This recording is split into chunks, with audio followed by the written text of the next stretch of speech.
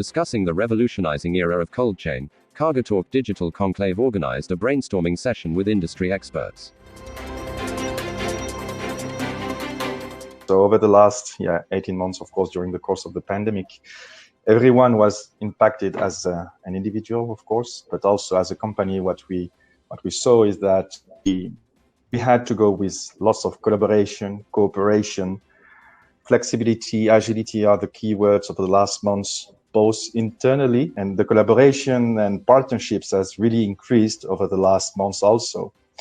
As I was saying, because of the pandemic, you had to be, in a way, innovative, and this is where the ColdChain supply chain has played, I guess, a tremendous role over the last month, providing the vaccines worldwide.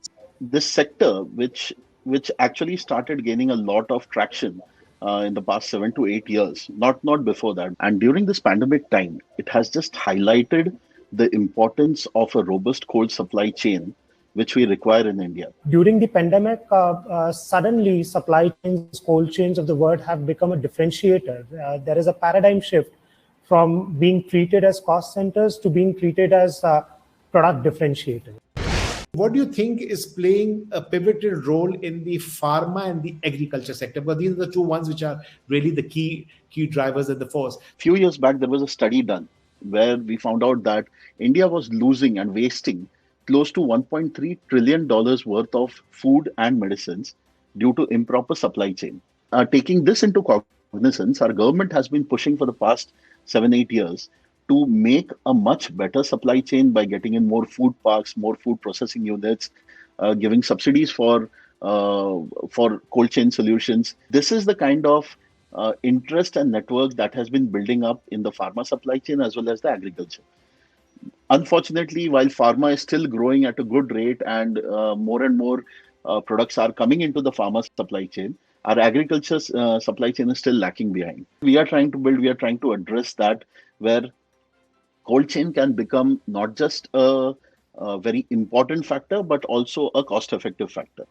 We have as many as 40 different materials, starting from as low as, say, minus 79 degrees Celsius to as high as plus 89 degrees Celsius. And this virtually allows our consumers to precisely maintain temperature at whatever point. The pandemic has put the importance of cold chain to the mainstream. And people are far more aware about the right kind of technology, both at the material level as well as at the digital level, so as to push for their adoption. This has happened at a great scale. How has India performed? How is India doing at the moment? And has the connection been able to be made with the global supply chain to reach overseas markets? Over the last years, what India did is quite phenomenal. Still some road or infrastructure issues, but globally it has. I see it as being a real challenge that you overcome.